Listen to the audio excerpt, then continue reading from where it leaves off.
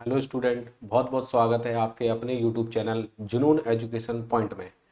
देखिए, पिछली क्लास में हमने गुप्त काल के बारे में पढ़ा था और आज हम वर्धन वंश के बारे में यानी हर्षवर्धन के बारे में या हम बोले पुष्यभूति वंश के बारे में आज पढ़ने वाले हैं। और इस वर्धन वंश को पुष्यभूति वंश के नाम से भी जाना जाता है क्योंकि इस वंश का जो संस्थापक है वो पुष्यभूति था। और पुष्यभूति के बाद में एक राजा आता है प्रभाकर वर्धन, और प्रभाकर वर्धन के बाद में आता है राज्यवर्धन, और उस राज्यवर्धन के बाद में आता है हर्षवर्धन। इस वर्ष जो वर्धन वंश का सबसे प्रतापी जो राजा था, सबसे महत्वपूर्ण राजा जहाँ से क्वेश्चंस बनते हैं, वो था हर्षवर्धन। ठीक है, तो हम वर्धन वंश के बारे में पढ़ेंगे और खासतौर से हर्षवर्धन के बारे में विशेषकर हम पढ़ने वाले हैं इस वंश में। ठीक है, जैसा कि आपको सामने इमेज में दिख रहा है, लिखा हुआ है सामने पुष्यभूति वंश। ये मैप दिया हुआ है और इस मैप में ये वाला जो एरिया है, जैसे कन्नौज वाला जो क्षेत्र था वो हर्षवर्धन के अधीन हो गया था क्योंकि उसकी बहन थी राजश्री, जो उसके पति की मृत्यु हुई थी, तो कन्नौज पर भी उसने अधिकार कर लिया था हर्षवर्धन ने। इसके अलावा ये महाराष्ट्र वाला जो एरिया है, थानेश्वर वाला जो एरिया है, ये भी उसके अधीन था। तो ये महाराष्ट्र दिख रहा है, इधर यूपी दिख रहा है, ठीक है, इधर एमपी दिख रहा है। तो ये वाला जो एरिया है वो हर्षवर्धन के उसमें कब्जे में था, ठीक है, अधिकार में था उसके। तो यहाँ पर हम बात करेंगे पुष्यभूति या वर्धन वंश की, लेकिन इससे पहली क्लास में हमने गुप्त काल के बारे में कुछ पढ़ा था और कुछ थोड़ा बहुत और रह गया था मामूली सा। तो एक पेज मान लीजिए, एक दो पेज मान लीजिए, तो वो और मैं कंप्लीट करा देता हूँ। कुछ बुक्स रह गई थी प्राचीन भारत की, वो कंप्लीट करा के फिर हम सीधा वर्धन वंश पे पहुँचेंगे। जो भी पीछे थोड़ा बहुत रह गया है उसको मैं करा के और वर्धन वंश को स्टार्ट करते हैं। थोड़ा सा रिकॉल करते हैं हमने पिछली क्लास में क्या पढ़ा था। ठीक है, तो चलिए देखते हैं हमने क्या क्या पढ़ा था कल और क्या चीज़ें छूट गई हैं आपकी। देखिए, सबसे पहले तो मैं एक रिवीजन करा देता हूँ। रिवीजन कराने के बाद में ये जो बुक्स हैं इनको तैयार करा देता हूँ और फिर जो टॉपिक रह गया उसको कराएंगे। वैसे आज मुझे यहीं से आपको पढ़ाना है, लेकिन फिर इसके बाद में वर्धन वंश की स्टार्टिंग करेंगे। ठीक है, तो देखिए यहाँ पर हमने गुप्त काल के बारे में काफ़ी कुछ पढ़ा था। यहाँ पर हमने उदयगिरि की मूर्ति पढ़ी थी जो कि विदिशा में है, और यहाँ से वराह की मूर्ति जो मिली है वो पत्थर की बनी हुई है और ये गुप्त काल की है। ठीक है, विष्णु जी की शेष सैया मूर्ति, धर्म चक्र प्रवर्तन अवस्था में बुद्ध जी की मूर्ति जो है वो सारनाथ से प्राप्त हुई, ये भी गुप्त काल के समय की है। इसके अलावा पाटलिपुत्र गुप्त काल में मूर्ति कला का केंद्र हुआ करता था। मथुरा, सारनाथ, सारनाथ में धार्मिक स्तूप है तो वो गुप्त काल के समय का है। और मंदिर निर्माण की शुरुआत गुप्त काल में हुई थी, हमने पढ़ा था। और देवगढ़ झांसी का दशावतार मंदिर है जो प्रथम शिखर युक्त मंदिर बताया जाता है, क्योंकि पूर्व में मैं आपको बता चुका हूँ कि मंदिर नहीं थे लेकिन पूजा होती थी, मूर्तियां थी, ईश्वर की पूजा काफी समय से होती आ रही है। लेकिन शिखर युक्त मंदिर का जो निर्माण है वो गुप्त काल से ही शुरू होता है। ठीक है, इसके अलावा गुप्त काल को प्राचीन भारत का स्वर्ण युग या क्लासिकल युग कहते हैं। यहाँ भूधरा सतना का शिव मंदिर है, उसके बारे में भी बताया जाता है। ठीक है, वराहमिहिर मैंने आपको बताया था, वराहमिहिर जो था भीनमाल का था और ज्योतिष शास्त्र में निपुण थे। ब्रह्मगुप्त के बारे में हमने पढ़ा था, इनके सबसे महत्वपूर्ण है कि पृथ्वी सभी वस्तुओं को अपनी ओर आकर्षित करती है, यानी एक प्रकार से ग्रेविटी के बारे में इन्होंने अपने स्तर पे बताया। और इनका जो जन्म है वो उज्जैन में हुआ था, तो उज्जैन से संबंधित है। ठीक है, भास्कर प्रथम है वो ब्रह्मगुप्त के ही समकालीन थे और इन्होंने ये एक खगोल शास्त्री के रूप में जाने जाते हैं। तो इतने विद्वान जो थे वो चंद्रगुप्त द्वितीय के दरबार में थे। आर्यभट्ट को हमने पढ़ा था, आर्यभट्ट ने आर्यभट्टीय सिद्धांत दिया और आर्यभट्ट ने बताया कि पृथ्वी अपने अक्ष पर घूमती है। दूसरा, दशमलव प्रणाली का विकास भी किया था। ठीक है, देवचंद्रगुप्तम, मैंने बुक्स के बारे में, ग्रंथों के बारे में थोड़ा सा बताया था कि देवी चंद्रगुप्तम एक बुक थी जिसमें विशाख दत्त ने ये बुक लिखी थी। और ये जो है इसमें चंद्रगुप्त जो द्वितीय था और जो ध्रुव देवी, उसके बारे में यहाँ पे बताया गया। ठीक है, मुद्रा राक्षस एक बुक बताई थी मैंने, यहाँ विशाख दत्त की 2 कृतियां हैं, मुद्रा राक्षस एक, देवी चंद्रगुप्ता में, ठीक है। मृच्छ कटिकम, कटिकम क्या, अदरक कटिकम, तो मैंने आपको बताया था शूद्रक। इसके अलावा ऋतु संहार बताया मैंने आपको, तो यहाँ ऋतु ऋतु संहार, मेघदूतम, तो यहाँ ये गीति काव्य या खंड काव्य थे। मैंने कल ये चीज भी क्लियर कर दी थी आपकी कि अगर वो बोलता है महाकाव्य क्या है तो आप बता सको, और अगर वो बोलता है कि नाटक कौन से हैं तो बता सकते हो। और फिर महाकाव्य और नाटक अगर आपको तैयार है तो आप खंड काव्य गीति काव्य भी बता सकते हो, ठीक है। कुमार संभव, कुमार संभव एक नाटक है, बट यहाँ पर शिव पार्वती विवाह कार्तिकेयन की स्टोरी मिलती है, ठीक है। रघुवंशम रघुकुल के बारे में बताते हैं, ये भी महाकाव्य है दोनों। और अभिज्ञान शाकुंतलम, शकुंतला की कहानी, विक्रम और उर्वशी की कहानी, मालविका अग्निमित्रम, तो ये नाटक है कालिदास जी के, ठीक है। बाघ चित्रकला के बारे में बताया था, बाघ की गुफाओं की खोज किसने की थी, डेंजर फील्ड ने। और बाघ की गुफाओं की संख्या कितनी बताई थी, 9। और बाघ की गुफाएं जो है हमारे मध्य प्रदेश के धार डिस्ट्रिक्ट में है ना, ये नॉलेज में होना चाहिए। इसके अलावा हमने नचना कुठार मंदिर पढ़ा था मध्य प्रदेश में, पार्वती जी का, शिव पार्वती का मंदिर है। भितरगवा का कानपुर का मंदिर है, ठीक है। नागौद मध्य प्रदेश के अंदर भूमरा और खो 2 जगह हैं जहां पर शिव जी का मंदिर बताया जाता है। विष्णु मंदिर तिगवा जबलपुर में भी है। ब्रह्मा विष्णु शिव की पूजा प्रारंभ हो गई थी और इनके काफी सारे मंदिर जो है विकसित हो चुके थे उस समय में, गुप्त काल के समय में, ठीक है। शैव धर्म कुमार गुप्त ने मयूर शैली के सिक्के चलाए थे। और इसमें एक और चीज है, स्कंद गुप्त ने वृषभ मुद्रा चलाई थी बैल वाली में, ठीक है, जिसपे बैल छपे होते थे। सिंचाई के साधन में अरगट्टा या आपको यहाँ पर घटी रहट के बारे में भी बताया गया है। इसके अलावा इसमें दो शब्द और पढ़े थे हमने, एक शब्द पढ़ा था हिरण्य और एक शब्द पढ़ा था मेट। यानी हिरण्य क्या है, वो नगद के रूप में मिलता था और अन्य के रूप में मिलता था, तो मे के रूप में मतलब ये भूमि कर होता था एक प्रकार का। भाग, और भाग भी एक कर हुआ करता था, भोग भी एक कर हुआ करता था, वो हमने पढ़ा है, ठीक है। भू राजस्व 1/6 से लेके 1/4 तक ले सकते थे, ठीक है। और राजा भूमि का मालिक था, ये सब हमने कल पढ़ा था। स्त्रियों की दशा के बारे में थोड़ा बहुत, मिश्रित जातियों के बारे में, अनुलोम और प्रतिलोम के बारे में पढ़ने को मिलता है, ठीक है। न्यायाधिकरण है भूमि संबंधित विवादों के बारे में। अग्रहार एक दान विभाग है, अगर हार गया तो गांव दान में, अग्रहार जो है गांव दान में देते थे। विनय स्थिति स्थापक है धर्म संबंधी। महा अच्छा पढ़ा लिखा होगा तो वो दस्तावेज जो लिपिबद्ध करने वाला है, कार्मिक इसका जो था वो अधिक वो सहयोगी हुआ करता था। संधि विग्रह है का विदेशी मामले, युद्ध से संबंधित। महादंड नायक युद्ध न्याय अधिकारी। कुमार माता सर्वोच्च प्रशासनिक अधिकारी। हाँ, मैंने कल आपको एक चीज और बताई थी पढ़ाते में, ठीक है, उस चीज को मैं थोड़ा सा सुधार करूंगा। मैंने कल सर्वोच्च प्रशासनिक अधिकारी, भारत का सर्वोच्च प्रशासनिक अधिकारी जो है, मैंने मुख्य सचिव बता दिया था, ठीक है। हालांकि मुख्य सचिव अगर आपने कहीं नोट कर लिया हो, लिख लिया हो, जो पहली बार पढ़ रहे हो स्टूडेंट, तो मुख्य सचिव जो है वो प्रशासनिक अधिकारी नहीं है, वो है कैबिनेट सचिव, ठीक है। थोड़ा कंफ्यूजन हो गया था, कैबिनेट सचिव। तो अगर किसी न्यू स्टूडेंट ने, ठीक है, अगर किसी न्यू स्टूडेंट ने जो पहली बार पढ़ रहा हो और उसने मुख्य सचिव लिख लिया हो सर्वोच्च प्रशासनिक अधिकारी, तो उसको काट के आपको कैबिनेट सचिव कर लेना है, क्योंकि ये भारत का सर्वोच्च प्रशासनिक अधिकारी होता है और संविधान में ये चीज पढ़ने को मिलती है। तो जो ओल्ड स्टूडेंट है तो उन्होंने तो कैप्चर कर ही लिया होगा, स्वाभाविक, उनको तो पढ़ाया गया है, कैबिनेट सचिव ही बताया है, तो इसलिए आप इसमें सुधार करें, मुख्य सचिव की जगह कैबिनेट सचिव कर लें, ठीक है। यानी कि वो सचिव सचिव की वजह से थोड़ा सा मुंह से निकल गया, मैंने मुख्य सचिव बोल दिया जबकि वो कैबिनेट सचिव है, ठीक है। तो ये चीज सुधार कर लेना, वरना कोई होशियार स्टूडेंट हो, ये उसने पढ़ रखा हो तो वो ये सोचे कि सर ने गलत बता दिया। तो देखो हम भी एक इंसान है, कंप्यूटर तो है नहीं, है ना। तो हम अपनी गलती को स्वीकार करते हैं कि हाँ भाई हमने भूल दिया, भूलने में आ गया, ठीक है। तो उस चीज़ को आप ये नहीं कि हाँ, अब ठीक है इतना बता रहे हैं आपको, इतना सारा मटेरियल हो जाता है तो स्वाभाविक है थोड़ा बहुत 1-8% कन्फ्यूजन हो जाता है, लेकिन मैंने आपका क्लियर कर दिया वो, ठीक है। इसके अलावा हमने एक और चीज पढ़ी थी यहाँ पर, द्वितीय जैन संगीति वल्लभी गुजरात में आयोजित हुई थी, ये आपको पता ही है, पहले ही बता चुका हूँ 512 में। दूसरा यहाँ पे मैंने ये 301 लिखा हुआ था, ये इसको कटवा दिया था, इसका कोई महत्व नहीं है, इसको काट देना।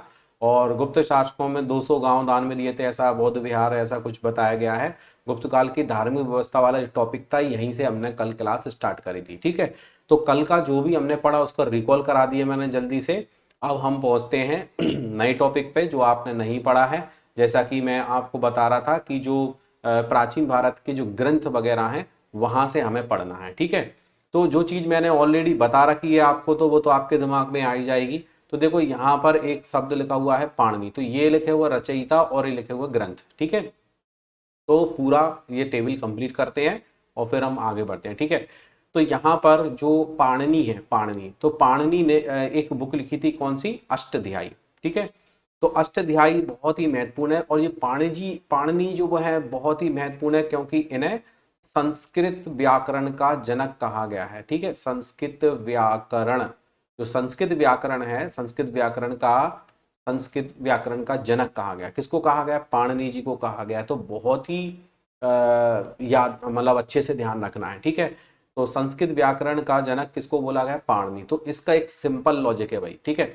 तो जो संस्कृत होती है ना, संस्कृत अपन ऐसे बोलेंगे, जो संस्कृत होती है बोले ये ऐसे ही नहीं आ जाती, संस्कृत तो क्या करनी पड़ती है, पाणिनि पड़ती है, पाणिनि पढ़नी पड़ती है। तो हमने इसको पाणिनि को क्या बना दिया, पढ़नी बना दिया, ठीक है। तो भैया संस्कृत तो पढ़नी पड़ती है, बिना पढ़े संस्कृत नहीं आती है। तो हमें याद रखना है, पाणिनि को याद रखना है। तो पाणिनि जो है वो, ठीक है। इसके अलावा अष्टाध्यायी यानी कि संस्कृत की कोई बुक है और अष्टाध्यायी यानी उसमें अष्ट यानी 8 क्या है, अध्याय है, ठीक है। अष्टाध्यायी यानी 8 अध्याय हैं, ऐसे करके याद कर लो कि भैया संस्कृत की व्याकरण है वो पढ़नी पड़ती है और हमने संस्कृत व्याकरण को पढ़ने का प्रयास किया तो उसमें अष्टाध्याय यानी 8 अध्याय थे, ठीक है। तो अष्टाध्यायी जो है वो व्याकरण संबंधित है, ये आपकी नॉलेज में होना चाहिए, ठीक है। अब बात आती है पतंजलि की।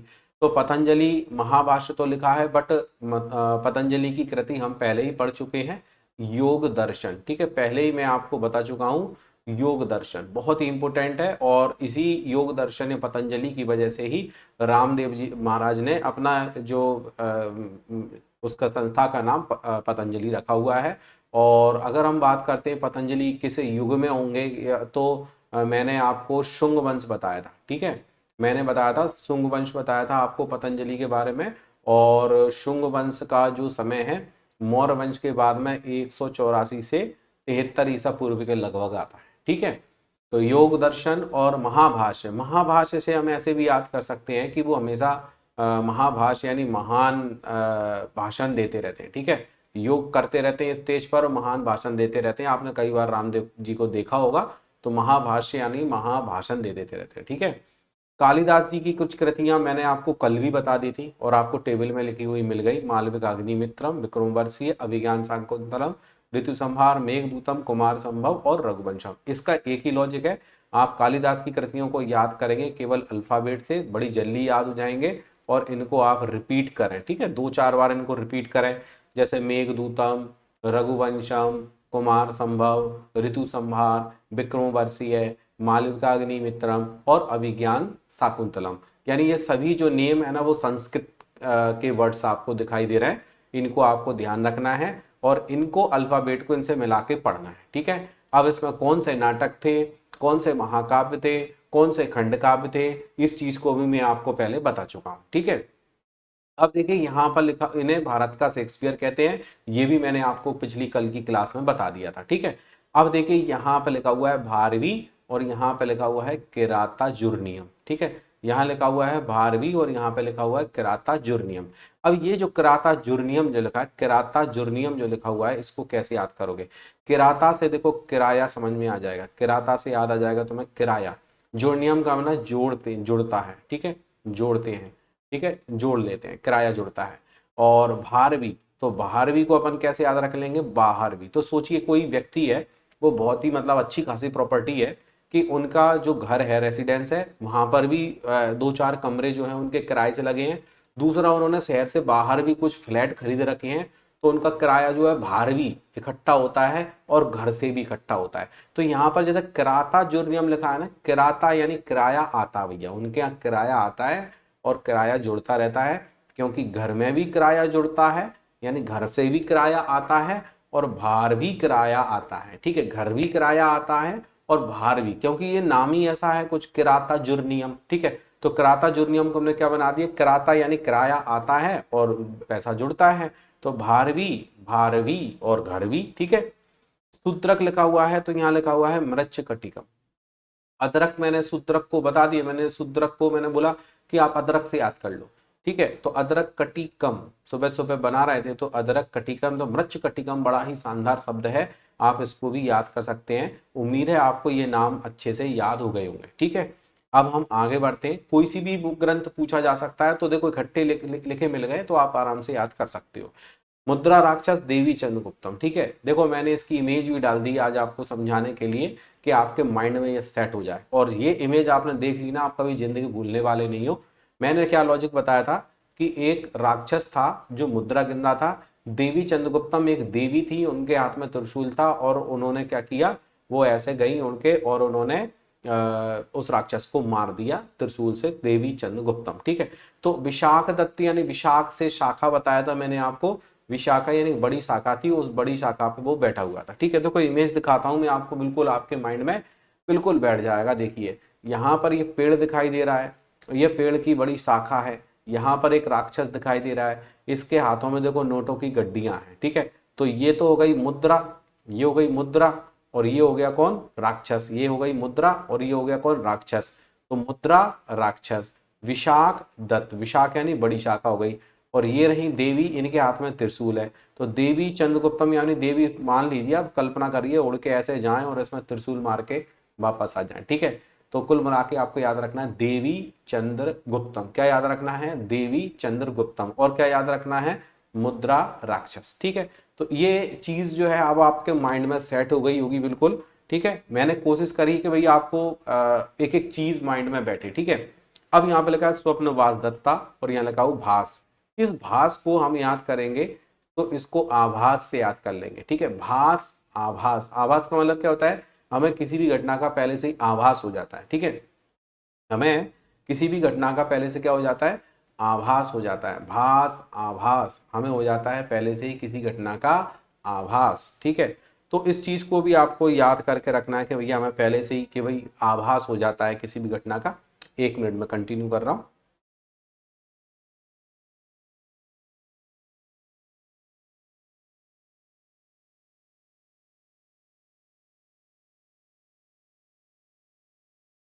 चलिए देखिए, अब मैंने यहाँ पे बताया स्वप्नवास दत्ता, स्वप्न यानी कि कभी कभी कुछ घटनाएं ऐसी होती हैं, बोले स्वप्न में ही उन घटनाओं का क्या हो जाता है, आभास हो जाता है, ठीक है।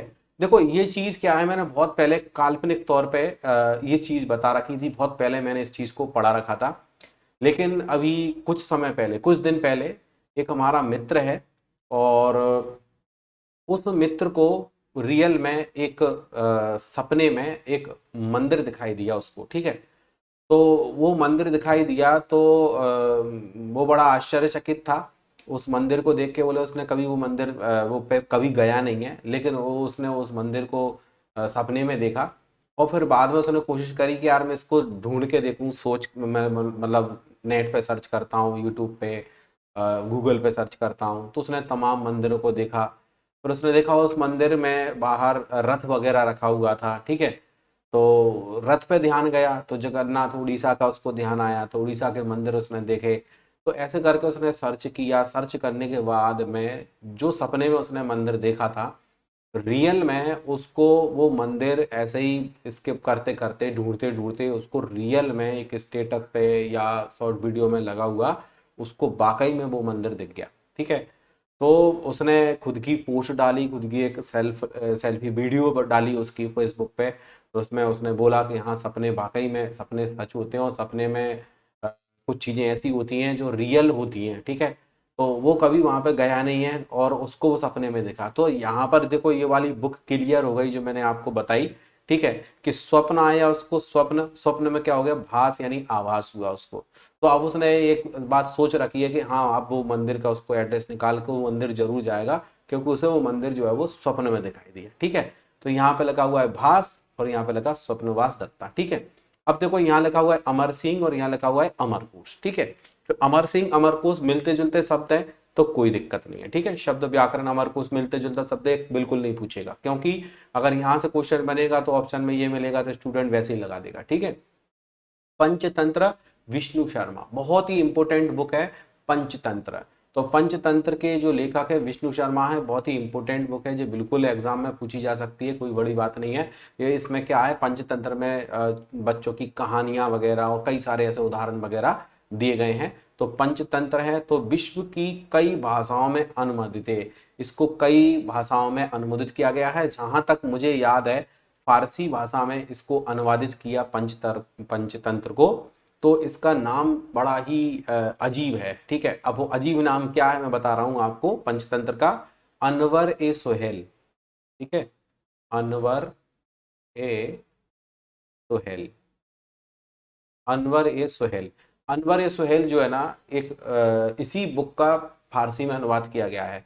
क्यों किया गया है कि जो गैर हिंदी भाषी हैं या गैर संस्कृत भाषी अपन बोलेंगे, जो जिनको फारसी आती है, तो फारसी वाले लोग भी इसको पढ़ सकें और इसके बारे में ये कहानियां के बारे में उनको जानकारी मिल सके, ठीक है। अनवर ए सोहेल, अनवर ए सोहेल किसको बोला गया, पंचतंत्र को, पंचतंत्र का फारसी में अनुवाद किया गया, ठीक है, अनवर ए सोहेल। और देखते हैं वात्सायन, यहाँ पे लिखा है काम सूत्र, ठीक है। तो वात्सायन, वात्सायन से देखो बादशाह में याद आता है, वात्सायन से बादशाह में याद आता है, काम सूत्र यानी काम, ठीक है। तो बादशाह कोई भी काम नहीं करता है बल्कि कोई भी काम करने के लिए आदेश देता है, ठीक है। तो काम सूत्र यानी उसका ऐसा काम का सूत्र है, ऐसा उसका एक नियम है बादशाह का, कि बादशाह कोई भी काम जब उसके दिमाग में आता है वो खुद नहीं करता, आदेश देकर उसका काम हो जाता है, ठीक है। काम अंधक नीति शास्त्र, देखो काम अंधक का मतलब काम, कोई भी काम होता है बड़े ही मंदक यानी धीमे धीमे होता है, काम मंदक लिखा हुआ है, कोई भी काम है बड़े ही मंदक यानी धीरे धीरे होता है अगर नीति से किया जाए, ठीक है। नीति शास्त्र का मतलब अगर नीति के अनुसार किया जाए, शास्त्र के अनुसार किया जाए, तो काम कैसा होगा, बड़ा ही मंदक होगा। जैसे आप देखेंगे अगर कोई भी काम किया जा रहा है, जैसे सड़क निर्माण की जा रही है, तो सड़क निर्माण जब होती है तो हमें वहां से हम निकलते हैं, तो कई बार जैसे वहां से निकल रहे होते हैं तो हमारे दिमाग में आता है अरे यार इस सड़क का काम पता नहीं कब खत्म होगा या कितना दिन हो गए, क्या है क्या नहीं है। जैसे आपने देखा हो बांकड़े जाने वाली जो रास्ता है अब तो सुधर गया, वरना इससे पहले कई साल लग गए उसको बनने में और बहुत हालत खराब थी, वो लोग बड़े परेशान थे। अब थोड़ा उनको थोड़ा सा ये है शांति मिली है उस रास्ते से कि भाई वो ठीक ठाक हो गया, ठीक है। तो यहाँ पर क्या है, काम मंदक यानी काम होगा, मंदक होगा अगर नीति से होगा, ठीक है। तो नीति से होगा तो काम मंदक ही होगा, धीमे ही होगा, ठीक है। बिना प्लानिंग के होगा तो वो जल्दी जल्दी होगा, प्लानिंग से होगा तो वो आराम से सिस्टमेटिक ढंग से होगा, ठीक। चंद्र गोविंद, चंद्र व्याकरण, यहाँ भी चंद्र लगाए, यहाँ भी चंद्र लगा, तो इसमें भी दिमाग नहीं लगाना, ठीक है। वसुबंधु अभिधर्म कोश, ठीक है। वसुबंधु, वसुबंधु अभिधर्म कोश से कैसे, वसुबंधु तो सोचिए एक व्यक्ति है और वो अपने दोस्त को घर बुलाने के लिए आता है और वो कहता है चलो यार कहीं घूमने चलते हैं। तो उसका दोस्त क्या जवाब देता है, बस बंधु मैं अभी तेरे साथ नहीं जा सकता। बोले क्यों, अभी धर्म कोश, बोले अभी हमारे घर में धर्म से जुड़ा हुआ कोर्स चल रहा है, यानी कि सीधे सिंपल लैंग्वेज में बोल देते हैं कि रामायण जी का पाठ चल रहा है, ठीक है। तो बस बंधु मैं अभी तेरे साथ में नहीं जा सकता क्योंकि अभी धर्म कोश का मतलब अभी मेरे घर में एक धर्म का कोर्स चल रहा है, यानी कोई धार्मिक ग्रंथ पढ़ जा रहा है। हालांकि ये अभी धर्म कोश जो बौद्ध ग्रंथ है, ठीक है। तो अगर कभी आपसे प्रश्न किया जाए कि आप बताइए अभी धर्म कोश जो है वो किसकी कृति है, तो यहां से आपका आंसर निकल के आता है वसुबंधु, ठीक है। तो वसुबंधु अभी धर्म को, बस बंधु मुझे अभी धर्म का कोर्स पूरा करना है, बस अभी धर्म का कोर्स चल रहा है उसको पूरा करने दो, उसके बाद में मैं तेरे साथ में चलूँ, ठीक है। तो मैंने आपको ये नाम बताए, उम्मीद है दिमाग में बैठे होंगे। जैसे मैंने आपको बताया पाणिनि यानी संस्कृत व्याकरण के जनक हैं, और अष्टाध्याय 8 अध्याय तो अष्टाध्यायी, ठीक है। पतंजलि की योग दर्शन और महाभाष्य मैंने आपको बताया, कालिदास मर के बाद में आए ये बताया, भारवी यानी भारवी किराया जुड़ता है और घर भी किराया जुड़ता है, सूत्रक यानी अदरक बताया मैंने, अदरक काटी तो अदरक कटी कम, ठीक है। विशाखदत्त बड़ी शाखा थी, उस पर मुद्रा गिन रहा था राक्षस, देवी प्रकट हुई और उन्होंने त्रिशूल गोप दिया, उसमें देवी चंद्रगुप्तम। भास यानी आवास हो गया, स्वप्न में हो गया स्वप्नवास दत्ता, अमर सिंह अमरकोश, विष्णु शर्मा। पंचतंत्र की कहानियां हैं, बादशाह कोई काम नहीं करता है केवल आदेश देता है, कामंदक यानी जब नीति से किया जाए तो मंदक यानी धीमे होता है, चंद्र गोविंद चंद्र व्याकरण, बस बंधु अभी धर्म का कोश करना है, ये एक बौद्ध ग्रंथ है, ओके। ये मैंने आपको इमेज बताई और आगे के नाम देखते हैं। यहाँ पे लिखा है आचार्य सिद्ध सेन और यहाँ लिखा हुआ है न्याय वार्ता। ठीक है, आचार्य सिद्ध सेन और न्याय वार्ता। तो सोचिए कोई आचार्य जी हैं, वो बड़े ही सिद्ध पुरुष हैं, आचार्य जी बड़े ही सिद्ध पुरुष हैं और जब भी बात करते हैं वो न्याय की बात करते हैं, न्याय वार्ता। यानी जब भी वो बात करेंगे कैसी बात करेंगे, न्याय की बात करेंगे, तो न्याय वार्ता। तो आचार्य सिद्ध सेन आचार्य जी हैं, बड़े ही सिद्ध पुरुष हैं और हमेशा न्याय की बात करते हैं। ठीक है, बराह मिहिर बृहत संहिता पंच सिद्धांत का मैंने कल ही आपको याद करा दिया था। मैंने बताया था कि बहुत सारी संहिता हैं जिनमें से 12 ही मिलती हैं। ठीक है, और उनमें से 5 सिद्धांत का ज्ञान होना जरूरी है। तो पंच सिद्धांत का यानी 5 सिद्धांत का ज्ञान होना जरूरी है, बृहत संहिता यानी बहुत संहिता, बराह मिहिर यानी 12 ही मिलती हैं। तो मैं देखो शब्द थोड़े से क्या है, अटपटे हैं, इसलिए हमने उनको थोड़ा सा चटपटा बनाया है कि आपके माइंड में अच्छे से बैठ जाए। ठीक है, और ये बात पक्की है कि अगर आपने सही से ये सभी पूरी टेबल को पढ़ लिया ना और प्राचीन भारत से इनमें से ही बुक पूछ ली पेपर में, तो ये गारंटी देता हूं आप गलत करके नहीं आओगे। क्योंकि सीधा सीधा पढ़ लेना और उसको रटना कुछ और होता है, लेकिन चीजों को समझना, माइंड में इमेज बना के सेट करना, कनेक्टिविटी रखना, वो कुछ और होता है। हम इतनी मेहनत केवल इसलिए करते हैं कि हमें चीजें लॉन्ग टाइम तक याद रहें। ठीक है, बट एक चीज हमेशा ध्यान रखना, आपको कितना ही बढ़िया जीके जीएस सब पढ़ा ले और कितना ही आप पढ़ लो, केवल जीके के भरोसे आपका कभी सिलेक्शन नहीं होगा, ये बिल्कुल गारंटी है। जब तक आपके दूसरे सब्जेक्ट भी इम्प्रूव नहीं होंगे तब तक आपकी नैया पार नहीं होगी। तो आपको मैथ्स है, रीजनिंग है, इंग्लिश है, इन पे भी बहुत अच्छी कमांड करनी पड़ेगी, क्योंकि ये अकेला सब्जेक्ट आपको कामयाबी नहीं दिलाएगा। आप कितना ही अच्छा पढ़ लेना, सुबह से शाम तक यही पढ़ते रहना, इसके भरोसे आपका सिलेक्शन नहीं होने वाला है, क्योंकि अदर भी आपको पढ़नी पड़ेगी। ठीक है, हाँ, अब आप अगर केवल एमपीपीएससी देना चाह रहे हो कि आपको एमपीपीएससी निकालना है, ठीक है, आपका लक्ष्य है कि आप एमपीपीएससी निकालना चाहते हो, तो एमपीपीएससी के लिए फिर आप केवल जीके ही आपकी एक तरफा आपको पढ़नी है, तो इसी से ही आपकी नैया पार होगी। ठीक है, तो कहने का मतलब अगर आप एसएससी देते हो या जो भी प्रोफेशनल एग्जामिनेशन बोर्ड जो होता है आपका, दूसरा जो ईएसबी लेता है, तो आपके अगर जो भी स्टेट एग्जाम होते हैं तो उसमें आप देखो ना सिलेबस में क्या क्या आ रहा है, क्या क्या पूछा जा रहा है, तो अदर सब्जेक्ट्स पे भी आपको बहुत अच्छी कमांड करनी पड़ेगी। वरना यही होगा कि आप यही चीज यही पढ़ते रहोगे, कोई मतलब नहीं है। कहने का मतलब यह है कि सारे सब्जेक्ट को बराबर समय दीजिए और उनका बराबर रिवीजन करिए, उनकी प्रैक्टिस करिए, जिससे आपको रिजल्ट दिखे। ठीक है, क्योंकि देखो रिजल्ट है ना, तो दुनिया आपको पूछेगी, अगर रिजल्ट नहीं है तो आप कितने ही विद्वान बने रहो, कितने ही होशियार बने रहो, लोगों के सामने कितने ही मेहनत करते रहो, कोई नहीं पूछेगा। और जिस दिन रिजल्ट आएगा ना, सब आपको पूछेंगे, सब आपके बारे में बताएंगे कि अरे भैया उसने तो बहुत मेहनत करी है, वो तो बड़ा मेहनती था, उसने उसका सिलेक्शन हो गया। ये केवल आपका कामयाबी के बाद ही, क्योंकि आपने इतनी मेहनत करी है, तो उसका केवल एक दिन अगर रिजल्ट मिलता है ना, तो पूरी कामयाबी आपकी वहीं पर पता चलती है कि आपने कितनी मेहनत करी है और कैसे आप वहां पर पहुंचे। ठीक है भाई, तो उस चीज को जरूर आप ध्यान रखें।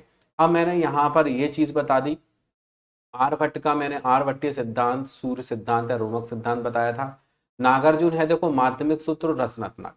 मैंने नागार्जुन का भी मैंने आपको लॉजिक बताया था। नागार्जुन को अगर हम तोड़ते हैं, संधि विच्छेद करते हैं, तो नागार्जुन यानी नाग और अर्जुन। ठीक है, तो नाग और अर्जुन का बोले संवाद चल रहा था, मैंने बढ़िया से बताया भी था कि भैया एक पेड़ था और उस पेड़ में ऐसे नाग लटक के आ गया था और इधर अर्जुन था, और अर्जुन जो था वो तीर चलाने की प्रैक्टिस कर रहा था, और इधर से मध्य में नाग आ गया, उसको अपना निशाना लगाना था, तो मध्य में आ गया, है ना। और रस रत्नाकर, देखिए समझिए, मध्य में नाग आ गया और अर्जुन के बीच, नाग और अर्जुन के बीच में संवाद हुआ, ऐसे करके याद करा था। ठीक है, नागार्जुन को भारत का आइंस्टीन कहते हैं, ये भी मैंने आपको बताया था। और इनकी एक और कृति है रस रत्नाकर। ठीक है, रस रत्नाकर को याद करना है तो बस इतना कर से याद कर लीजिए। ठीक है, रस रत्नाकर को याद करना है तो बस इतना कर से याद करिए कि भाई जो नागार्जुन है वो कहता है कि हे नाग तू बस इतना कर, यानी अर्जुन कहता है हे नाग तू बस इतना कर कि तू दूसरे पेड़ पे चला जा या तू दूसरी दिशा में चला जा, वरना मैं तीर चलाऊंगा तो तू मारा जाएगा। ठीक है, तो बस ये चीज अपने ये दोनों शब्द याद रखना है। रस रत्नाकर को बस इतना कर से याद कर लीजिए, माध्यमिक सूत्र को मध्य में याद कर लीजिए, और नागार्जुन को नाग और अर्जुन से याद कर लीजिए। ठीक है, अब बात आती है, देखिए बाघभट्ट। आपको एक चीज और मैं आपको बता दूं, एक महान व्यक्ति हैं बाणभट्ट। ठीक है, एक महान व्यक्ति है बाणभट्ट, इन्होंने हर्षचरित और कादंबरी बुक लिखी है। तो ये है कौन, बाणभट्ट। बट ये कौन है, बाघभट्ट। तो ये बाण है, इसमें बाण यानी कि धनुष बाण वाला बाण हो गया। ठीक है, और यहाँ बाघ लिखा हुआ है तो बाघ यानी टाइगर वाला बाघ हो गया। तो यहाँ लिखा हुआ है बाघभट्ट और एक और नाम होता है बाणभट्ट। तो उनकी दो कृतियां आगे अपन पढ़ने वाले हैं, बट पहले अपन बाघभट्ट को पढ़ेंगे। इस बाघभट्ट से देखो आपके दिमाग में आएगा एक बाघ यानी कि टाइगर। ठीक है, अब यहाँ पे लिखा हुआ है एक आयुर्वेद ग्रंथ है, और आयुर्वेद ग्रंथ कौन सा है, अष्टांग हृदय। ठीक है, अष्टांग हृदय, अष्टांग हृदय। तो देखिए यहाँ पर सोचिए, अष्टांग हृदय की एक चिड़ियाघर था और उसमें एक व्यक्ति गिर जाता है चिड़ियाघर में। ठीक है, ये सच्ची घटना है, दिल्ली के एक जू में ऐसा हुआ था, इसलिए मैं आपको बता रहा हूँ। ठीक है, और वो वीडियो जो थी वो सोशल मीडिया पे पोस्ट की गई थी और वो वीडियो की क्लिप मैंने देखी थी। ठीक है, तो वो नज़ारा जो है वो दिमाग के सामने आज भी आता है। बड़ा ही मतलब बड़ा ही दुखपूर्ण घटना थी वो। तो उसमें वो व्यक्ति गिर गया था तो लोग क्या कर रहे थे, उसको बाघ को भगाने के लिए पत्थर मार रहे थे, पर वो पत्थर मारने से वो डर नहीं रहा था बाघ, क्योंकि बहुत नीचे गहराई में था और पत्थर भी उसमें इतनी वेग से नहीं पड़ पा रहे थे। लेकिन उसने उस इंसान को छोड़ा नहीं, वो इंसान बैठा रहा, उसके हाथ जोड़ता रहा, लेकिन वो तो जानवर है, उससे तो कोई मतलब ही नहीं है। तो कहने का मतलब क्या है कि जो बाघ था, बाघ उस इंसान को देख रहा था, इंसान नीचे गिर गया था और बाघ उसके पास में जाता है और बाघ भट्ट से, ठीक है, यानी कि बोलते हैं ना देसी भाषा में झट से, तो बाघ ने क्या किया, बाघ झट से उस व्यक्ति को मुंह में दबा के, ठीक है, मुंह में दबा के ऐसे ले गए जैसे किसी खरगोश को ले जाता है। ठीक है, मतलब उसे कोई लग ही नहीं रहा था कि इंसान को ले जा रहा है, कि बिल्कुल इतना मतलब उसको इंसान का कोई वजन ही नहीं था उसके आगे, बाघ के आगे। तो बाघ अपने मुंह में दबा के उस व्यक्ति को भट्ट से ले जाता है, और भट्ट से ले जाता है अष्टांग, अष्टांग का मतलब ऐसे टांग के ले जाता है, अष्टांग का मतलब ऐसे टांग के ले जाता है, ऐसे टांग के ले जाता है कि लोगों का जो है ना हृदय कांप जाए, लोगों का हृदय कांप जाए। तो ऐसे टांग के ले गया कि लोगों का हृदय कांप गया। जिसने भी वो दृश्य वहां पर खड़े होकर देखा तो उनको न जाने कितने दिनों तक तो नींद नहीं आई। ठीक है, तो बाघभट्ट है, अष्टांग हृदय है, बहुत इंपोर्टेंट है, ये एक आयुर्वेद ग्रंथ है। इसके अलावा धन्वंतरी, ये धन्वंतरी जी का नाम आपने सुना होगा, ये भी एक जमाने के, उस जमाने के डॉक्टर थे वही। ठीक है, यहाँ पर निघट्टू एक आयुर्वेद ग्रंथ इन्होंने लिखा था। ये निघट्टू ग्रंथ की आपको नॉलेज होनी चाहिए, याद होना चाहिए कि निघट्टू ग्रंथ जो है वो किसका है, निघट्टू ग्रंथ जो है वो धन्वंतरी जी का है। ठीक है, यहाँ पर लिखा है नवनीतकम। ठीक है, धनवंतरी नवनीतकम, देखो इसका एक लॉजिक है, धनवंतरी का और नवनीतकम का बहुत अच्छा लॉजिक है। निघटू को अपन को, निघटू जो शब्द लिखा हुआ है उसको भी याद करना है, वो इंपोर्टेंट है भाई। ठीक है, तो देखो धनवंतरी, तो धनवंतरी को अपन ऐसे बोलेंगे कि धन कमाना चाहते हैं मंत्री। ठीक है, धनवंतरी यानी धन कमाना चाहते हैं मंत्री, कोई मंत्री है वो बहुत धन कमाना चाहते हैं। नवनीतकम, नव यानी देखो नया, नीति का मतलब नई नीति, कम यानी कि वो तो केवल पैसा कमाना चाहते हैं, इसलिए नई नीति मतलब कुछ डेवलपमेंट करने के लिए नव नीति कम यानी नई नीति जो है ना वो बहुत ही कम बना रहे हैं। वो कौन, मंत्री, क्योंकि वो धन कमाना चाहते हैं मंत्री। तो यहाँ बन गया धनवंतरी और यहाँ बन गया नव नीति कम यानी नई नीति वो कम बनाते हैं। निघट्टू, निघट्टू अपने पढ़ के याद कर लेना। ठीक है, तो यहाँ पर निघट्टू को याद रखना है, निघट्टू। तो कुछ लोग बोलते हैं बड़ा ही निघट्टू मंत्री बना है कि भाई ये जो है ना लालची है, धन कमाना चाहता है मंत्री और नई नीति कम बना रहा है। ठीक है, तो निघटू को अपन को याद रखना है, निघटू।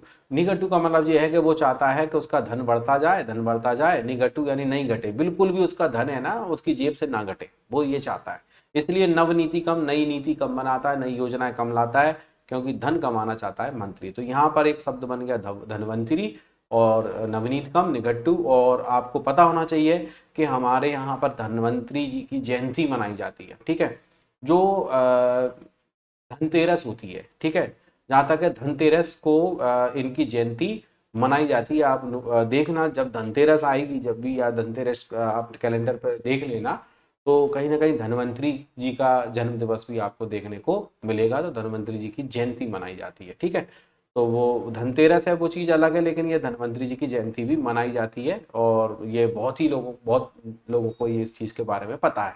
ठीक है, भरत मुनि नाट्य शास्त्र, भरत मुनि नाट्य शास्त्र, देखो इसका भी अपन तोड़ेंगे इसको।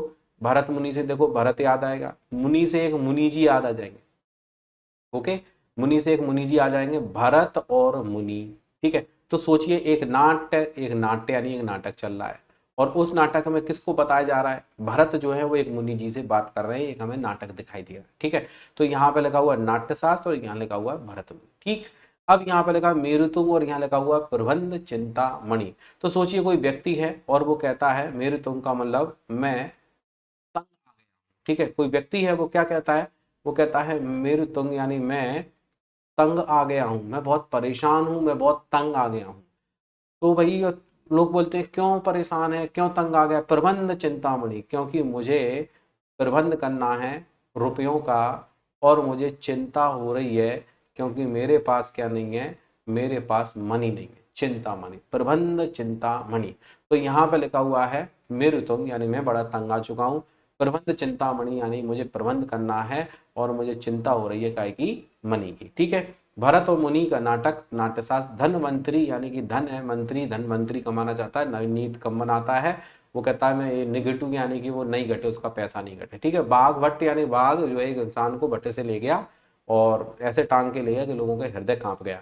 नाग अर्जुन, नाग और अर्जुन के मध्य संवाद चला था, माध्यमिक सूत्र रस रत्नाकर। और आर्यभट्ट, आर्यभट्टी सिद्धांत बताया था, वराह मेरी यानी 12 मिलती हैं, बहुत संहिता है, 5 सिद्धांत का पालन करना जरूरी है।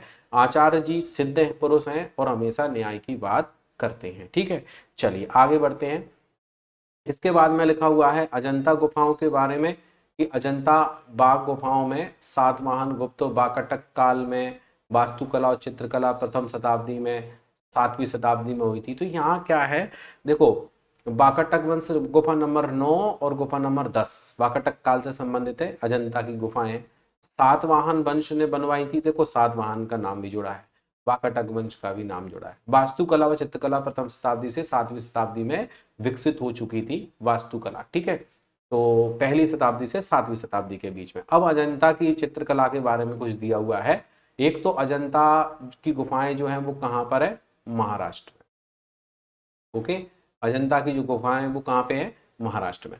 तो महाराष्ट्र के औरंगाबाद जिले में स्थित है।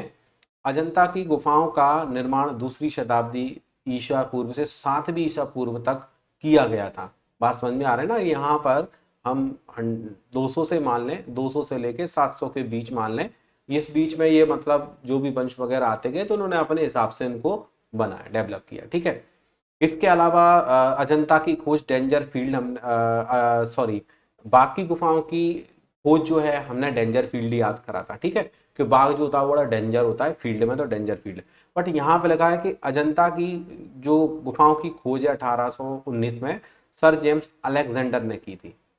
ठीक है, अलेक्जेंडर ने की थी, तो अलेक्जेंडर ने की थी, तो जेम्स अलेक्जेंडर है, यानी आ से अजंता की गुफाएं हैं और आ से अलेक्जेंडर है। ठीक है, तो अलेक्जेंडर ये है अलग ही है, तो अजंता की गुफाएं अलग हैं और अजंता की गुफाओं का निर्माण भी जो है वो सातवाहन वंश के शासकों ने ही कराया था। ठीक है, अजंता में मुख्यतः ब्राह्मण और बौद्ध धर्म से संबंधित चित्र हैं, जिसमें मैंने आपको बताया था कि गुफा नंबर जो 17 है उसको चित्रशाला कहा गया है, क्योंकि इसमें बुद्ध जी के जन्म से लेकर मृत्यु तक की जानकारी जो है इसमें दी गई है। ठीक है, इसके अलावा अजंता में गुफाओं की संख्या मैंने ऑलरेडी बताई थी आपको, 29 जो है गुफाएं हैं।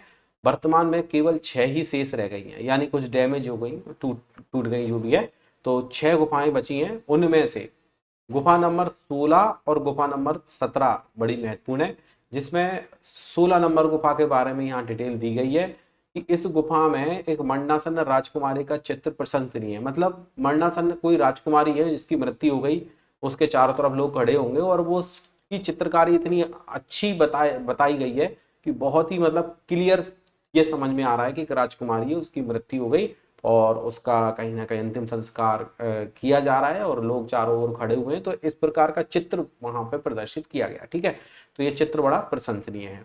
गुफा नंबर 17 है, इस गुफा नंबर 17 को चित्रशाला कहा गया है क्योंकि इस चित्रशाला में भगवान बुद्ध के जन्म, जीवन, महाविनिष्क्रमण, ठीक है, महाविनिष्क्रमण होता है गृह त्याग कर देना, और महापरिनिर्वाण का मतलब देह त्याग कर देना, ठीक है, ये घटनाओं से संबंधित चित्र उत्कीर्ण किए गए हैं। तो बहुत ही इंपॉर्टेंट है ये और ये दोनों याद करना, ठीक है, कितनी है ये याद रखना है, किसने खोज करी ये याद रखना है, और कहां पर है ये याद रखना है।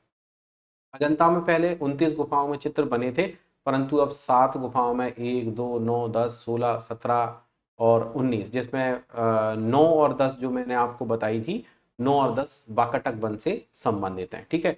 और 16, 17, 19 गुप्तकालीन है, ये भी हमें याद रखना है क्योंकि सातवाहन वंश के शासकों ने ही शुरुआत करी थी इनकी। तो 16, 17, 19 यानी कि लास्ट के 16 हमें याद रखना है, 17 में याद है, और 19, 18 नहीं है इसमें, मतलब होगी लेकिन वो डैमेज हो गई होगी जो भी है, ठीक है। चित्र अपशिष्ट हैं, और गुफा नंबर 9 और 10 अजंता गुफाओं के चित्र बौद्ध धर्म की जातक कथाओं से संबंधित है, यानी कि ये बौद्ध धर्म से संबंधित है, ठीक है। गुप्त काल में पलकाप्य नामक एक श्रेष्ठ पशु चिकित्सक भी हुआ करते थे, ठीक है। तो यहाँ पर एक वर्ड दिखाई दे रहा है आपको पलकाप्य, ठीक है, यहाँ पर एक वर्ड दिखाई दे रहा है आपको पलकाप्य। पलकाप्य कौन है? श्रेष्ठ पशु चिकित्सक है, मतलब जो पशुओं का इलाज करे वो डॉक्टर है पशुओं का, उसको बोला गया है पलकाप्य, ठीक है। इस पलकाप्य को अगर आपको याद करना है तो देखो, आपको मालूम है जो पशु का डॉक्टर होता है, पशु को इंजेक्शन लगाता है, जैसे गाय भैंस वगैरह को इंजेक्शन लगाता है, उसको बिल्कुल दया नहीं आती, मोटा सा इंजेक्शन होता है और सीधा लेके वो पशु की चमड़ी में ऐसे ही लगा देता है, ठीक है। तो पशुओं में ये इंजेक्शन लगता है, तो पलकाप का मतलब कुछ पशु ऐसे होते हैं उनमें पहले से वो इंजेक्शन उनको लगे हैं, तो उस डॉक्टर को देख के पलकाप का मतलब पहले पहले से क्या करते हैं वो पशु कांपना चालू कर देते हैं, अरे यार अब पता नहीं कैसी सुई लगाएगा दोबारा से, है ना। पहला कांप का मतलब पहले ही कांपने लग जाते हैं, जानवरों का डॉक्टर आता है उसको देख के जो पशु हैं वो पलकाप यानी पहले ही कांपने लगते हैं। तो बहुत इंपॉर्टेंट वर्ड है, आप इसको भी याद करके रखेंगे, ठीक है। धन्वंतरी व बागवट नामक चिकित्सक, इनके बारे में बताया जाता है, धन्वंतरी और बागवट, ठीक है। नागार्जुन रसायन शास्त्री थे। आर्यभट्ट व भास्कर प्रथम जैसे गणितज्ञ हुआ करते थे। आर्यभट्ट कुसुमपुर पटना का रहने वाले थे, ये भी हम पढ़ चुके हैं। आर्यभट्ट ने पृथ्वी अपनी दूरी पर घूमती है ये सर्वप्रथम पता लगाया था, ये भी मैं आपको पहले ही बता चुका हूँ, ठीक है। वराह मिहिर और ब्रह्मगुप्त जैसे ज्योतिष विज्ञानी थे, इनके बारे में भी हम पढ़ चुके हैं, इनके ग्रंथों के बारे में भी थोड़ा देख चुके हैं, ठीक है। इसके अलावा सुल्तानगंज से प्राप्त बुद्ध की विशाल ताम्र प्रतिमा, मेहरौली का लोह स्तंभ गुप्त काल की उन्नत धातु कला के उदाहरण बताए जाते हैं कि इनमें उन्नत ये ताम्र प्रतिमा है तांबे की बुद्ध जी की, और एक मेहरौली का लोहे का स्तंभ है, तो इसमें उन्नत धातु कला का उपयोग किया गया है। मेहरौली का लोह स्तंभ 1700 साल से आज तक जंग मुक्त है, ठीक है। हालांकि अब तो 1700 से और ज्यादा हो गए होंगे, लेकिन फिर भी मैं आपके बारे में मतलब इनके बारे में अगर देखें, जैसे गुप्त काल की उन्नत धातु कला, तो 240 से 550 का समय है, ठीक है, 550 का समय है 240 से, तो स्वाभाविक है 2025 वर्तमान में चल रही है, ठीक है। तो 200-300 साल जो है इनको अगर आप निकाल भी देते हैं, इनको निकाल भी देते हैं, 300 साल भी निकाल देते हो तो आपको वही 1700 साल निकल के आता है, बट अप्रोक्सीमेट है ये, ठीक है। जैसे जैसे डेट बढ़ती जाएंगी तो 17 ईयर बढ़ती जाएंगी, तो 1701, 1702, 1703 ऐसे करके, ठीक है।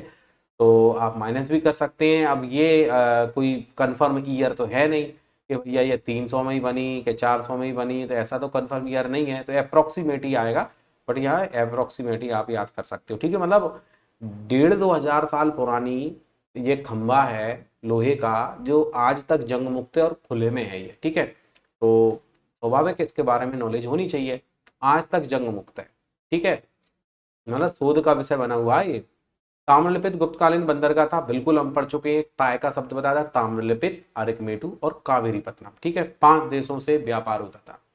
गुप्त काल को कला एवं संस्कृति के विकास के कारण क्लासिकल युग कहा गया है, भारत का स्वर्ण युग कहा गया है। उदयगिरी की गुफा और बाग की गुफाएं कैसी हैं? गुप्तकालीन है। गुप्त काल की तुलना ब्रिटेन के एलिजाबेथ युग और स्टुअर्ट एवं यूनान के पेरिक्लियन युग से की गई है। तो ब्रिटेन के एलिजाबेथ युग या पेरिक्लियन युग से गुप्त काल की तुलना की गई है, ठीक है। अब आते हैं हम अपने नए टॉपिक पे, जिसमें लिखा है पुष्यभूति वंश या वर्धन वंश, ठीक है। तो यहाँ से हमें स्टार्ट करना है और बड़ा ही महत्वपूर्ण वंश है वर्धन वंश। इसके बारे में आपको बताते हैं आगे, ठीक है।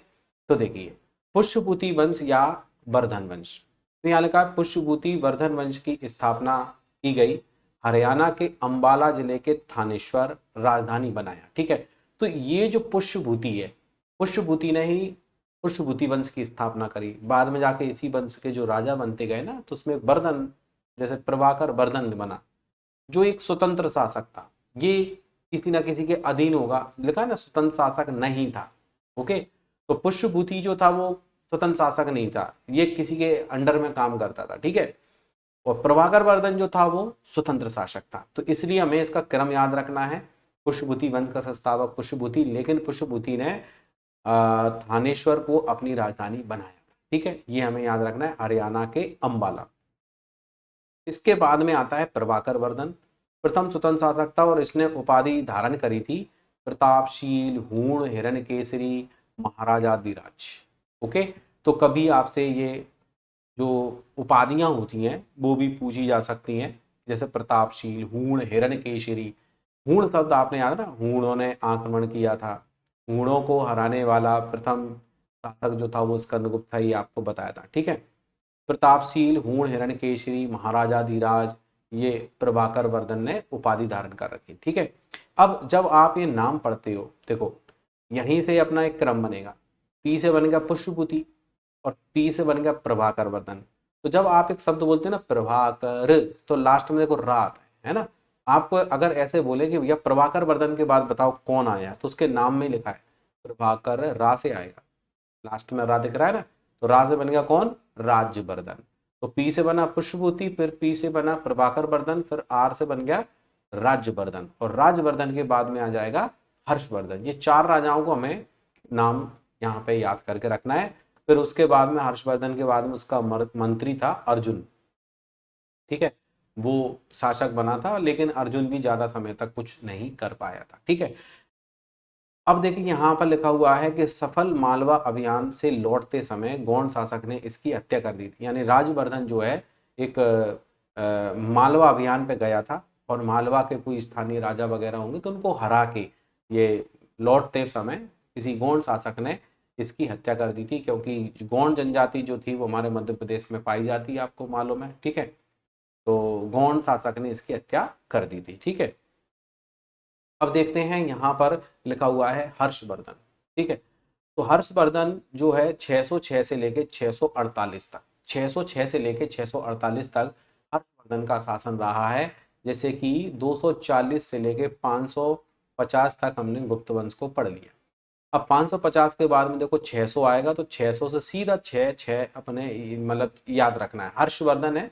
तो 6 जब हम बोलते हैं ना 6, तो 6 में देखो हा हल्का आएगा, ठीक है। हा हल्का आएगा, जैसे 6 बोल दे अपन ऐसे करके, तो हा से हर्षवर्धन थोड़ा सा याद रखना है, या हम हिंदी के 6 बना देते हैं ऐसे, हा जैसा बनेगा, ठीक है। तो हर्षवर्धन जो है 606 से लेके 648, अप्रोक्सीमेट आप 50 साल का भी सोच सकते हो कि 606 से लेके लगभग 650 तक मान लीजिए। अब 648 में इसकी मृत्यु हुई थी, ठीक है। तो इसको डायरेक्ट ही पढ़ के याद रखना है, कोई ज्यादा अपन को यहाँ पे कनेक्टिविटी मतलब वैसे ऑब्जेक्ट की आवश्यकता तो जहाँ तक है नहीं पड़ती, क्योंकि ये सीधा सीधा याद होता है, ठीक है। जहाँ जरूरत पड़ेगी वहां मैं खुद से करा दूंगा आपको, है ना। इसके अलावा यहाँ पर हम देखते हैं थानेश्वर के चौथे शासक प्रभाकर वर्धन का पुत्र हर्षवर्धन, वर्धन वंश का श्रेष्ठ शासक था। ओके, अपने बड़े भाई राजवर्धन के युद्ध में मारे जाने पर राजा बना, क्योंकि गौंड शासक ने उसकी हत्या कर दी थी। इसे पता चला कि भाई की मृत्यु हो गई है, तो हर्षवर्धन राजा बन गया। हर्षवर्धन की विधवा बहन, यानी हर्षवर्धन की बहन थी, उसकी जो राजश्री बहन थी उसकी, और वो कन्नौज के मौखरी वंश की रानी थी। कन्नौज उत्तर प्रदेश में आता है, तो वो मौखरी वंश की रानी थी। तो स्वाभाविक है उसके पति की मृत्यु हो गई, तो उसका संरक्षक होने के नाते हर्ष ने कन्नौज पर अधिकार कर लिया, ठीक है। थानेश्वर के बाद हर्ष ने कन्नौज को अपनी राजधानी बनाया।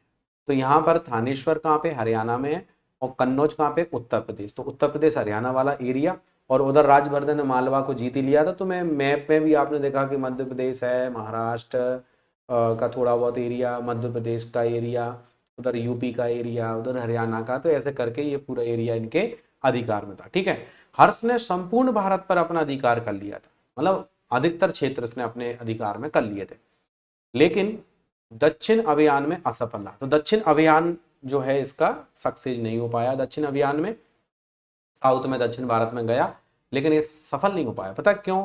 क्योंकि चालुक्य वंश का एक राजा था, उसका नाम था पुलकेशन द्वितीय। ओके, चालुक्य वंश का एक राजा था पुलकेशन द्वितीय, बड़ा ही महत्वपूर्ण, क्योंकि यहाँ पर चालुक्य वंश दक्षिण भारत के होंगे, जिसमें 3 प्रकार के चालुक्य होंगे। एक होंगे वातापी के चालुक्य, एक होंगे कल्याणी के चालुक्य, ठीक है, और एक होंगे बेगी के चालुक्य, है ना। ये 3 प्रकार के, वातापी के चालुक्य, कल्याणी के चालुक्य और बेगी के चालुक्य, ये 3 प्रकार के चालुक्य आएंगे। और यहाँ पर जो वातापी के चालुक्य है, उन वातापी के चालुक्य में ये पुलकेशन द्वितीय था। ठीक है, तो चालुक्य वंश का एक राजा था पुल। अब देखो, अब क्या है, जैसे वर्धन वंश आपने पढ़ा, तो अब आपको ये नॉलेज हो गई ना कि यार चालुक्य वंश भी था, है ना, क्योंकि चालुक्य वंश लिखा हुआ है तो चालुक्य वंश भी था, तो स्वाभाविक है चालुक्य वंश के राजाओं को भी हम पढ़ेंगे। ठीक है, ये तीनों, वातापी के चालुक्य, कल्याणी चालुक्य और बेगी चालुक्य, तीनों अपन पढ़ने वाले हैं। ठीक है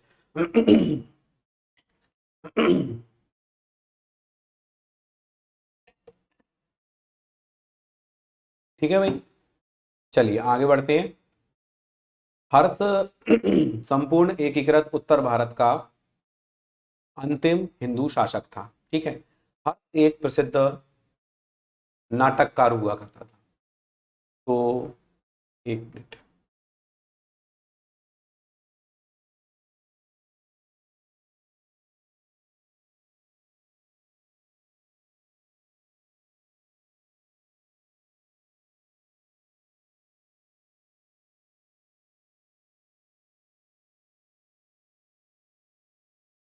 अब देखिए यहां पर हर्ष एक प्रसिद्ध नाटककार था एवं कवि, और इसके तीनों नाटक आपको याद होने चाहिए, नागानंद, रत्नावली और प्रियदर्शिका। ओके, नागानंद, रत्नावली और प्रियदर्शिका, ये किसके नाटक हैं? हर्षवर्धन के हैं। बहुत ही इंपॉर्टेंट है, कोई सा भी नाम आपसे पूछा जा सकता है। ठीक है, हर्ष के जो राजकवि थे उनका नाम था बाणभट्ट। देखो मैंने अभी टेबल में आपको बाघभट्ट बताया था, है ना, बाघभट्ट, अष्टांग हृदय। अब यहां पर क्या लिखा है? बाणभट्ट। यहां पर 2 कृतियां हैं इनकी, हर्षचरित और कादंबरी।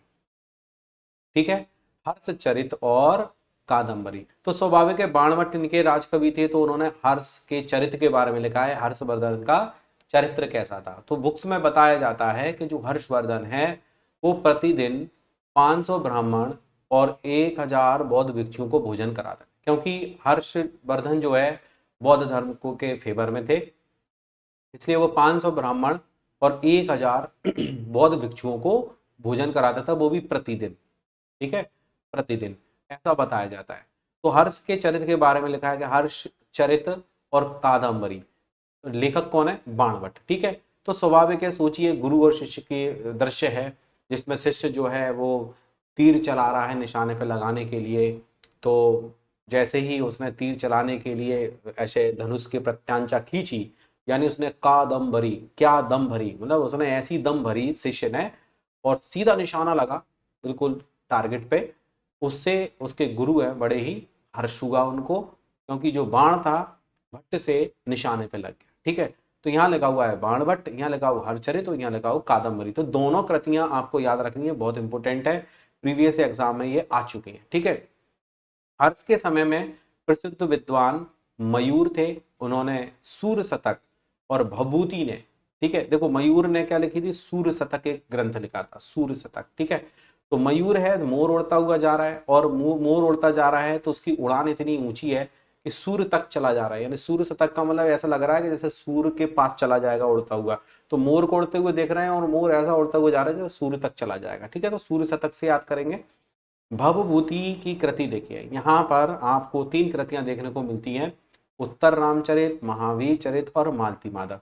यहाँ पे ये जो विद्वान है ये हर्ष के आश्रित कवि हैं, यानी कि हर्ष के समय में ये सब थे, इसलिए इनकी कृतियां हमें पता होना चाहिए। स्वाभाविक है इन्होंने हर्षवर्धन के बारे में भी कुछ ना कुछ अपनी कृतियों में लिखा हुआ। ठीक है, उत्तर रामचरित, महावीर चरित और मालती माधव। ठीक है, अब यहां लिखा है उत्तर रामचरित।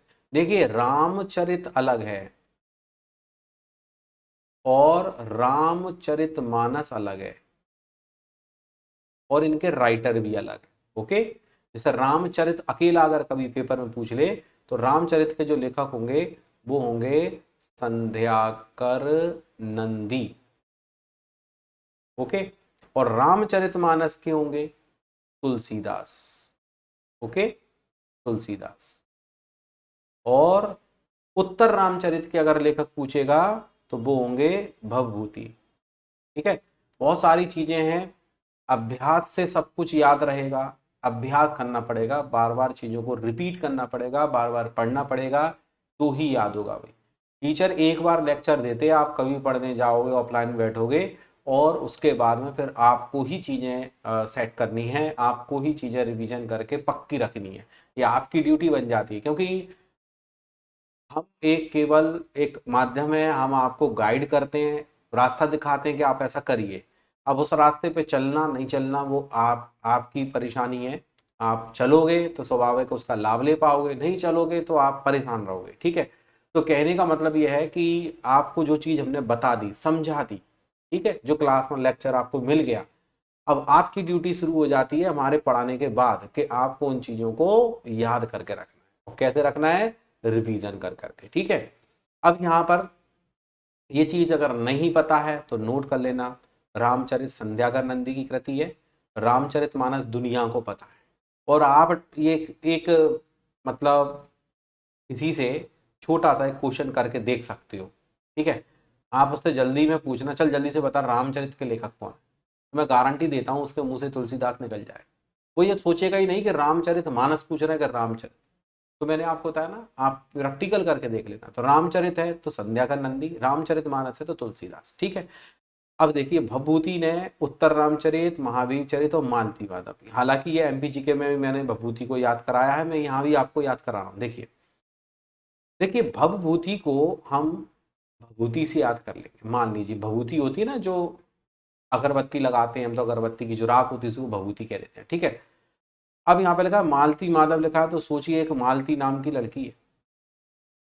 ठीक है, अब वो थोड़ी सी क्या है, उसका माइंड थोड़ा सा डिस्टर्ब है, बट क्या है वो क्या करती है, मालती का ऐसा मानना है कि जो भी उसके मन में प्रश्न आते हैं उनका उत्तर वो रामचरितमानस में ढूंढती है। यानी कि मन में जो भी प्रश्न आता है तो वो उत्तर ढूंढती है, मान लीजिए रामचरितमानस में। ठीक है, हालांकि ये उत्तर रामचरित का मतलब है रामचरितमानस के बाद में क्या क्या चीजें हुई हैं वो चीज है ये। ठीक है, महावीर चरित फिर वो किसका चरित्र पढ़ती है, महावीर जी का भी चरित्र पढ़ लेती है मालती।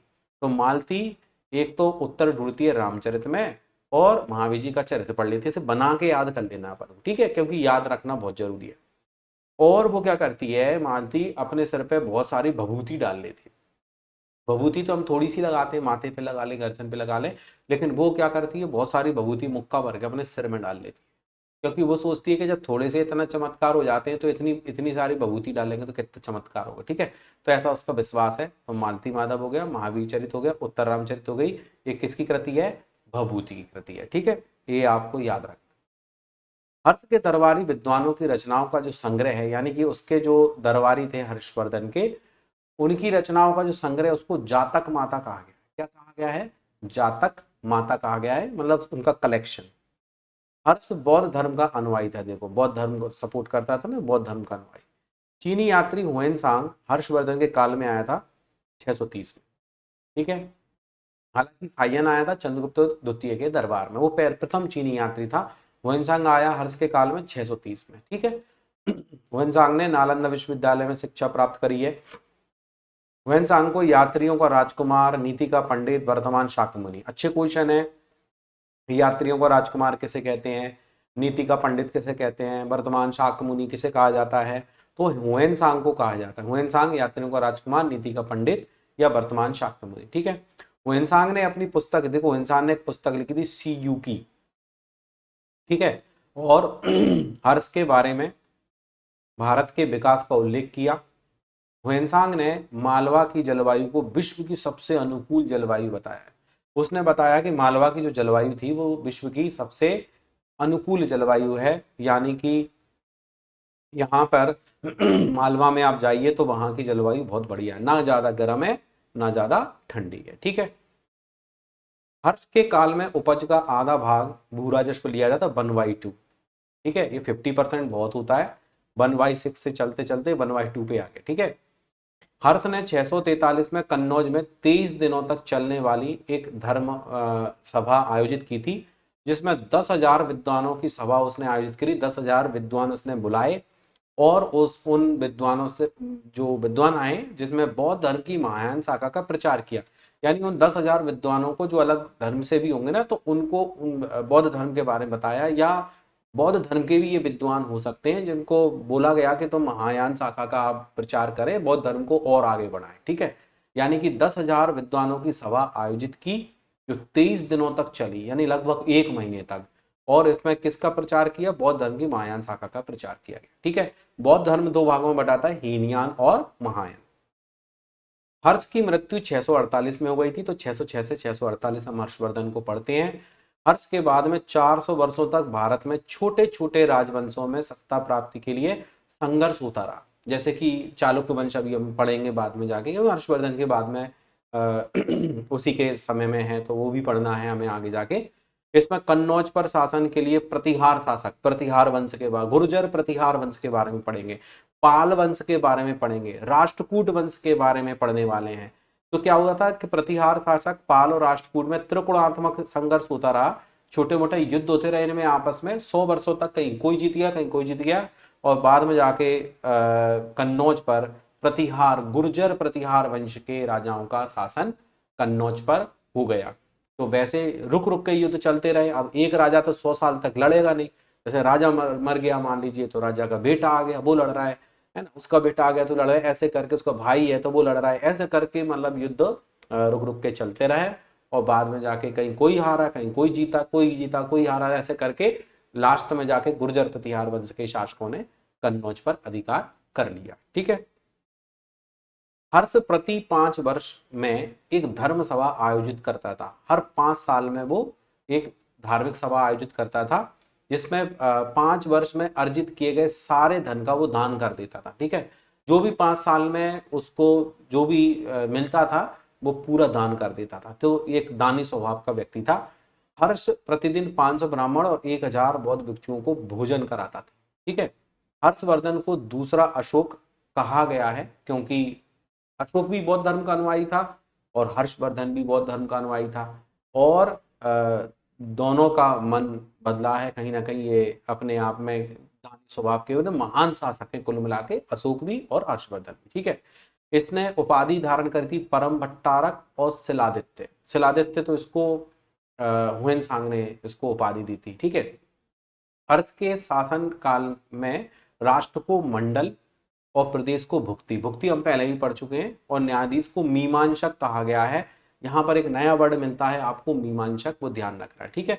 तो मीमांसक किसको बोला गया है? न्यायाधीश को बोला गया है। उधर हमने व्यवहारिक भी पढ़ा है और प्रतिष्ठा भी पढ़ा है। ठीक है। तो ये याद रखना है। हर्ष की मृत्यु के बाद उसका मंत्री अर्जुन ने शासन पर अधिकार कर लिया। मैंने बताया था हर्ष के बाद में उसका मंत्री अर्जुन आ गया। अब हुआ क्या, अर्जुन ने वांग वान से के नेतृत्व में आए, मतलब एक चीनी दूत मंडल आया था चाइना से। तो अर्जुन के समय में आया तो अर्जुन ने क्या किया, उनका विरोध किया, हिंसक विरोध किया। अर्जुन मंत्री जो था, तो वांग वान से जो था ना, उसे बंदी बनाकर अपने साथ कहाँ ले गया? चीन ले गया। चल मैं तेरे को बताता हूँ। ठीक है। हर्ष की मृत्यु के बाद उत्तरी भारत की एकता समाप्त हो गई। विभिन्न राजपूत वंशों की स्थापना हुई। 7वीं से 12वीं शताब्दी के मध्य के समय को उत्तर भारत में राजपूत काल कहा गया है, क्योंकि यहाँ पर राजपूत जो थे उनका उद्भव माना गया है। ठीक है। और इस काल को प्राचीन काल और मध्य काल का संधि काल बोला गया है। इसको, जो हर्षवर्धन का आखिरी काल था 648। ठीक है। यानी 648 650 वाला जो समय है, 650 से 700 वाला जो समय है, तो उसको संधि काल बोला क्या, क्योंकि 712 में मैंने आपको बताया था मध्यकालीन भारत की शुरुआत हो जाती है। ठीक है। इसी समय में राजपूतों की उत्पत्ति हुई। राजपूतों से संबंधित सर्वाधिक मत B.A. स्मिथ का था। मान्य मत था कि उनके अनुसार शक, कुषाण जैसी विदेशी जो जाति थी, शक है, कुषाण है, हम पढ़ चुके हैं पहले से, और स्थानीय क्षत्रिय भी थे यहाँ पर भारत में। तो उनके मिश्रण से राजपूत उत्पन्न हुए, ऐसा जो है B.A. स्मिथ का अपना मत था। ठीक है, और ईश्वर प्रसाद और भंडारकर जो इतिहासकार हैं उनने भी माना है इस बात को कि हाँ ये चीज होनी चाहिए, सही है ये, ठीक है, ऐसा ही होगा। जबकि चंद्रवरदाई जो थे ना, पृथ्वीराज चौहान के मित्र थे चंद्रवरदाई। चंद्रवरदाई के अनुसार राजपूतों की उत्पत्ति माउंट आबू के अग्निकुंड से हुई है। माउंट आबू जो आता है आपका राजस्थान में, ठीक है, माउंट आबू जो है वो राजस्थान में आता है। बोले माउंट आबू के अग्निकुंड से राजपूतों की उत्पत्ति हुई है, ये बोला है किसने? चंद्रवरदाई ने। और एक बहुत ही महत्वपूर्ण ग्रंथ लिखा है पृथ्वी राज राशो, है ना, पृथ्वी राज राशो जो है वो एक ग्रंथ लिखा है उन्होंने। ठीक है, हर्ष के समय मथुरा सूती वस्त्रों के निर्माण के लिए जाना जाता था, और वर्धन वंश के समय में दक्षिण भारत में भी कुछ वंश स्थापित हो गए थे। जब वर्धन वंश धीरे धीरे डेवलप हो रहा था तो दक्षिण भारत में भी कई वंश स्थापित हो रहे थे, जैसे चालुक्य वंश के पुलकेशन द्वितीय राजा ने हर्ष को हराया था, वो हम पहले पढ़ चुके हैं। ठीक है, तो ये आपका वर्धन वंश है, और इसके बाद में बंगाल के पाल वंश या ये छोटे मोटे जो भी राजवंश होंगे उनके बारे में पढ़ेंगे। तुमने बहुत अच्छे से आज वर्धन वंश को कंप्लीट किया है, और गुप्त काल के जो भी कुछ चीजें रह गई थी उनको कंप्लीट करा है, और प्राचीन भारत के ग्रंथ भी हमने आज तैयार कर लिए हैं। ठीक है, और जो नेक्स्ट आपकी जो अगली क्लास जो रहेगी उसमें हम बंगाल के पाल वंश के बारे में पढ़ेंगे, और भी जो राजवंश है, राष्ट्रकूट वंश है, चालुक्य वंश है, चोल वंश है, छोटे छोटे राजवंश है, छोटे छोटे टॉपिक हैं, बट क्या है, इंपोर्टेंट है। हमें इन वंश में संस्थापक कौन थे, महत्वपूर्ण राजा कौन थे, है ना, राजधानियां क्या थी, ऐसे कुछ चीजें हमें इनमें से भी याद करनी पड़ेंगी, क्योंकि देखो मूड है पेपर बनाने वाले का, कब कहाँ से क्या क्वेश्चन पूछ ले। तो एक सीक्वेंस में ही हमें पढ़ना पड़ेगा, जो आपको सीट में दिया है एक एक चीज हमें अच्छे से पढ़नी पड़ेगी। ठीक है, उम्मीद है आज की क्लास में काफी कुछ चीजें आपको समझ में आई होंगी। बस ऐसे ही आप कंसिस्टेंसी रखिए, रेगुलर पढ़िए, और सफलता की ओर ऐसे ही धीरे धीरे बढ़िए। मिलते हैं अगली क्लास में। बस ऐसे ही आपका कहीं ना कहीं ये फ्लो बना रहे पढ़ाई का। ठीक है, और मैं भी देखो क्लास को बिल्कुल कंटिन्यूस रखी हुई है मैंने, और मैं आगे भी ऐसे ही आपको क्लास देता रहूँगा। ठीक है, मिलते हैं अगली वीडियो में। बहुत बहुत धन्यवाद, शुक्रिया।